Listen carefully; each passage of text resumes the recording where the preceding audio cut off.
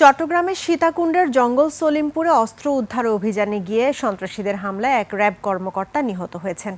এই ঘটনায় অভিযানে থাকা আরও অন্তত ৩ জন র্যাব সদস্য গুরুতর আহত হয়েছেন। পরে উদ্ধার করে আহতদের সম্মিলিত সামরিক হাসপাতাল সিএমএইচ ও চট্টগ্রাম মেডিকেল কলেজ হাসপাতালে ভর্তি করা হয়। চট্টগ্রাম প্রতিনিধি তথ্যচিত্রের ডেস্ক রিপোর্ট। কালার এক্সপার্ট এবং মাইল্ড অন হ্যান্ডস টেকনোলজি সমৃদ্ধ অরিক্স অ্যাডভান্স ডিটারজেন্ট পাউডার আপনার লন্ড্রি এক্সপার্ট। সীতাকুণ্ডের সলিমপুর ভূমিদস্যু ও সন্ত্রাসীদের অভয়ারণ্য।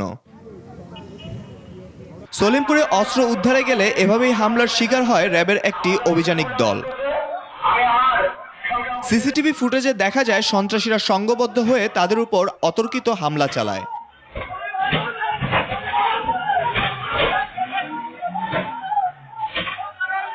এ ঘটনায় আব্দুল মোতালেব নামে চট্টগ্রাম র্যাবের একজন কর্মকর্তা নিহত হয়েছেন। তিনি উপসহকারী পরিচালক পদে কর্মরত ছিলেন। এই ঘটনায় আরও ৩ র্যাব সদস্য আহত হন। পুলিশের অতিরিক্ত পুলিশ সুপার জানান, অভিযান চালিয়ে তাদের উদ্ধার করে আনা হয়েছে। 4 জন এখানে আটক আছে, এরকম সংবাদের ভিত্তিতে পুলিশ যায়। পুলিশ 4 জনকে উদ্ধার করে হসপিটালে পাঠানোর পরে র্যাবের একজন সদস্য মারা গেছে। আহতদের চট্টগ্রাম সিএমএইচ ও চট্টগ্রাম মেডিকেল কলেজ হাসপাতালে চিকিৎসা দেওয়া হচ্ছে।